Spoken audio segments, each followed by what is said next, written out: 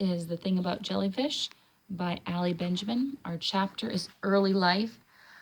Keep in mind that all authors have a perspective, and so this author in this chapter is talking about their perspective on the beginning of the world and different animals being extinct. So keep in mind that every author has their own perspective on this, and it does not have to be yours, but in this case, it is the author's perspective.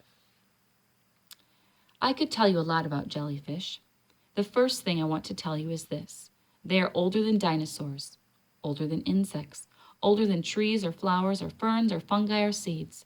They are at least 6 million years old, probably older than any type of living thing that you've ever seen with your eyes or imagined inside your brains. There have been 5 mass extinctions since jellyfish showed up on the scene. One of those extinctions, the Great Dying, killed off 9 out of 10 species on Earth. Picture that. It'd be like going to the zoo and discovering that nearly all the animals had vanished. Maybe all the cages are empty except for a handful of birds, a small rodent or two, a couple of clams and snails. Everything else is just gone. Poof! Their cage is forever barren. It's not just mass extinction that wipes out species either. Almost every species that has ever existed has already disappeared forever. But here's the thing. All that dying, all those extinctions, they don't do a thing to jellyfish. If you could build a bridge from where we are today, a time of peacocks and giraffes, monarch butterflies, and human beings who shove each other into lockers, back to the beginning of what most of us think of as life itself, that bridge would be jellyfish. Jellyfish separate the world that was from the one that is. Here's a calculation.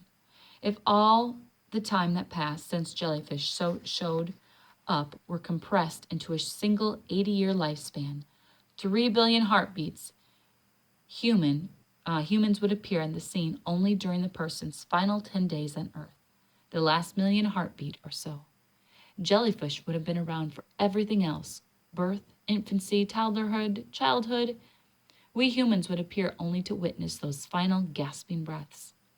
And if it is true what they say, if it is true that the 6th mass extinction is going on right this minute, if the world around us is dying in ways we cannot even imagine, then maybe this is the end of us too, and of everything we know. And that is a very scary thing to think about. But the main thing to know is this.